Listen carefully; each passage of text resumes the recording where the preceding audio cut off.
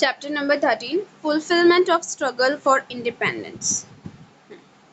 India became independent, but the struggle for independence was not yet over. Right? According to the Indian independence act 1947 को 15 अगस्त 1947 को India को freedom तो मिल गई थी as we studied in the previous chapter, but independence की जो struggle थी वो अब तक वो चल रही थी internally in the country. There were many princely states in India. This princely state had the right to either merge with India or remain independent, right? Means जैसे कि सेपरेशन हुआ था इंडिया और पाकिस्तान का और कुछ स्टेट्स रह गए थे, राइट, कि अब उनको इस तरीके से डिक्लेयर कर दिया गया था कि उनके ऊपर है ये कि वो क्या करे, एज अ इंडिपेंडेंट स्टेट रहे या फिर मर्ज हो जाए या तो इंडिया के साथ या पाकिस्तान के साथ, right.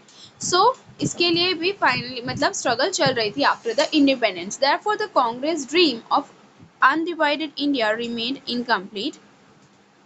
Due to independent princely states, India was going to be fragmented into many parts. हाँ, और जो कांग्रेस मतलब जो ड्रीम कर रही थी इंडियन नेशनल कांग्रेस के, इंडिया की जो यूनिटी वो ब्रेक नहीं होनी चाहिए, बट फिर भी वो ब्रेक हो चुकी थी and the partition of India and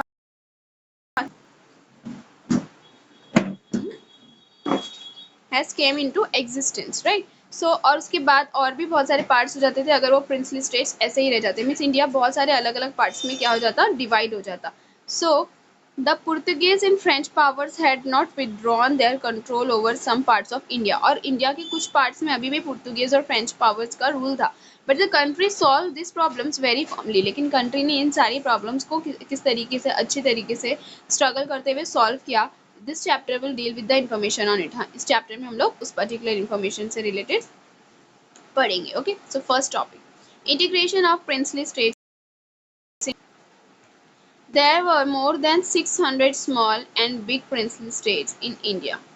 Okay, मतलब 600, मोर देन 600 से ज़्यादा मतलब छोटे छोटे और बड़े बड़े स्टेट्स थे, इंडिपेंडेंट स्टेट्स, जिनको लेफ्ट ओवर कर दिया गया था due to the influence of non cooperation movement, political awakening among the princely states.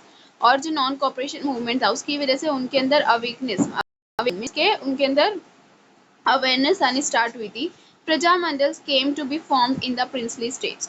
और वो जो प्रिंसली स्टेट्स है उसमें प्रजामंडल बनाना शुरू किया गया. Prajamandal means people's organisation that work for the interest of the people in princely states and for securing political rights for them. Means अब देखो वो एक इंडिपेंडेंट स्टेट ऐसा छोड़ दिया गया था, उन तो इंडिया के जो लॉज और एक्ट्स थे उनके ऊपर एप्लीकेबल नहीं थे, तो उन्होंने क्या बनाना शुरू किया, प्रजामंडल, जो क्या करती थी, लोगों के लिए हेल्प करती थी, लोगों के लिए वर्क करती थी, लोगों को जो भी सिक्योर पॉलिटिकल राइट्स थे उनकी जो भी सिक्योरिंग हाँ उसको क्या करती थी, सिक्योर करने का काम करती थी. सो इन 1927 such prajamandals came together and formed an all India states people conference. तो 1927 में जो प्रजामंडल है वो ऐसे बहुत सारी प्रजामंडल्स वो क्या हुई, केम टुगेदर मीन्स एक साथ आए और उन्हें क्या फॉर्म किया, all India state people's conference, उन्होंने ये फॉर्म किया.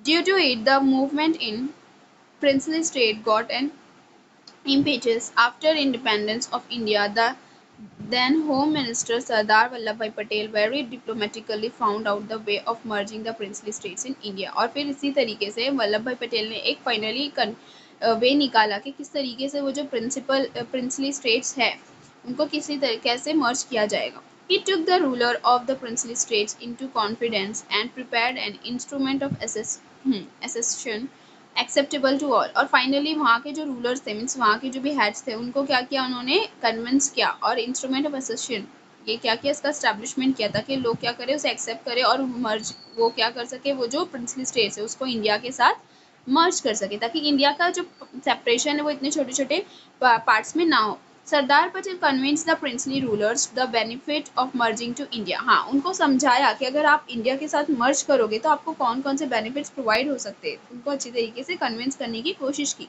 सो the rulers give good response to his appeal. और उनकी जो अपील थी, उनका जो समझाना था उसका उनको गुड रिस्पॉन्स मिला, मीन्स पॉजिटिव रिस्पॉन्स, वो समझ रहे थे इस बात को. All the princely states merged into India except the state of Junagadh, Hyderabad and Kashmir. Okay, अब जितने भी princely states थे, more than 600 is mentioned, right? तो उस सब वो सारे क्या हो गए, इंडिया के साथ merge हो गए, but except means इन तीनों स्टेट को छोड़ के, that was Junagadh, Hyderabad, Kashmir.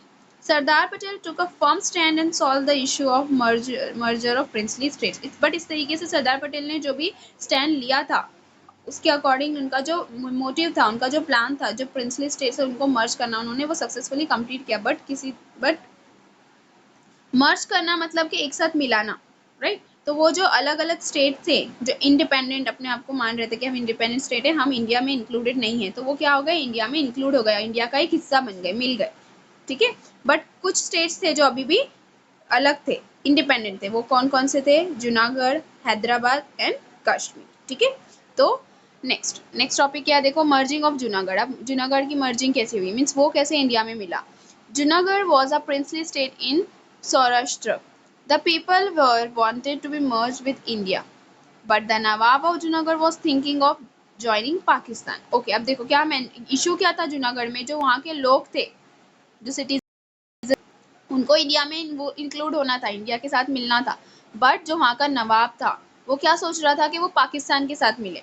The people strongly opposed this decision and the Nawab left for Pakistan. और इस तरीके से जो पीपल थे, वहाँ के जो रेजिडेंट्स थे जितने सारे, उन्होंने अपोज किया, मतलब उसके अगेंस्ट गए वहाँ के नवाब के, और उसका डिसीजन एक्सेप्ट नहीं किया। तो नवाब क्या कर, वहाँ का जो नवाब था जूनागढ़ का, उसने फाइनली वहाँ से वो जो प्लेस थी जूनागढ़, वो लेफ्ट करके पाकिस्तान चला गया। लेटर इन February 1948 Junagadh got merge into India. Okay, finally February 1948 में जूनागढ़ भी इंडिया में मर्ज हो गया, इंडिया में मिल गया, मीन्स इंडिया का एक पार्ट बन गया।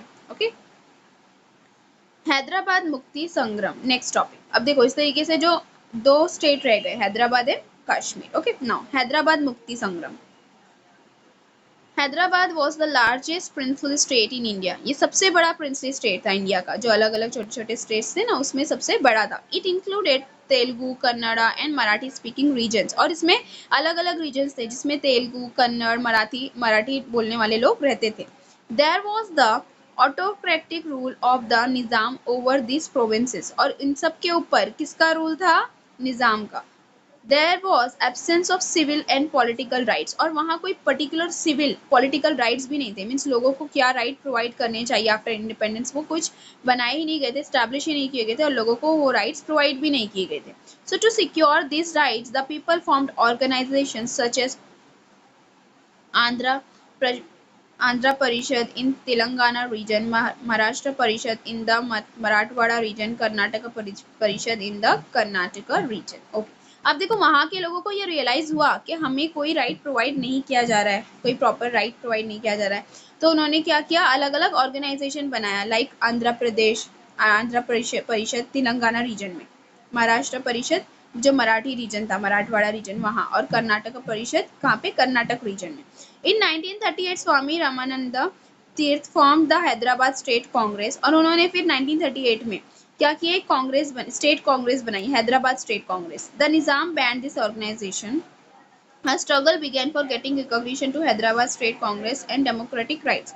और फिर उनके बीच स्ट्रगल स्टार्ट हो गई। उस ऑर्गेनाइजेशन के बनने के बाद उन्होंने किस के लिए स्ट्रगल स्टार्ट किया, डेमोक्रेटिक राइट्स, मतलब उनके जो इंडिपेंडेंस के बाद उनको जो राइट मिलने चाहिए लोगों को, उस राइट के लिए उन्होंने स्ट्रगल स्टार्ट किया। This struggle was led by a militant fighter Swami Ramanand Tirth. और ये इसको लेड, मतलब इसके लीडर कौन थे, Swami Ramanand Tirth. He was assisted by Narayan Reddy and Sirajul Hasan Tirmizi. Okay, और असिस्ट मतलब उनकी हेल्प कौन कर रहा था, Narayan Reddy and Sirajul Hasan Tirmizi.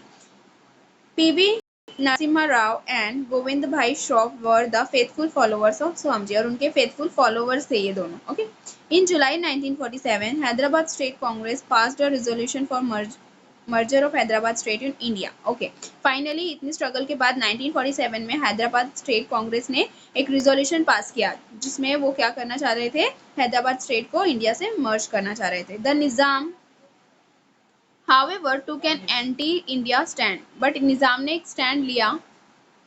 He started making movements for merging of Hyderabad state with Pakistan। उन्होंने क्या किया, मूवमेंट्स लेना स्टार्ट किया ताकि वो क्या कर सके, हैदराबाद को पाकिस्तान में मर्ज कर सके। क्यों, वो जो निज़ाम थे वो नहीं चाहते थे कि वो इंडिया से मर्ज हो। तो reject the demand of people of Hyderabad to be merge with India, Qasim Rizvi an associate of the Nizam formed an organisation known as Razakar. और इसी चीज़ को जो लोगों की जो डिमांड थी कि वो किसके साथ मर्ज हो, इंडिया के साथ, और उसको अपोज करने के लिए जो हैदराबाद का जो निज़ाम था, देखो उनका एसोसिएट था, हैदराबाद के जो निज़ाम का एसोसिएट था कासिम रिजवी, उसने एक ऑर्गेनाइजेशन बनाया Razakar. Qasim Rizvi in his associates not only oppressed the Hindus but also the Muslims who supported the democratic movement. Okay, और उन्होंने फिर क्या किया इस चीज़ के हिसाब से, मतलब जो ऑर्गेनाइजेशन था, उसके बाद उन्होंने हिंदू और मुस्लिम दोनों को भी क्या किया, ऑपरेट किया, जो क्या कर रहे थे, डेमोक्रेटिक मूवमेंट को सपोर्ट कर रहे थे। Due to it there was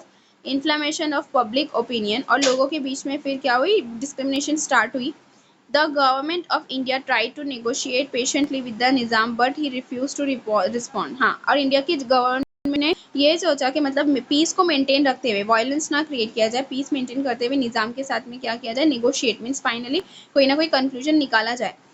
At last, the Indian government started the police action against the Nizam on 13 September 1948. Initially उन्होंने सोचा कि कोई वायलेंस के बिना वो क्या करे, ये सारी चीज़ों को सॉर्ट आउट करे, बट फाइनली उन्हें पुलिस एक्शन लेना पड़ा अगेंस्ट निज़ाम 13 सितंबर 1948 को। It was symbolically named as Operation Polo, और इसको क्या नाम दिया गया, ऑपरेशन पोलो।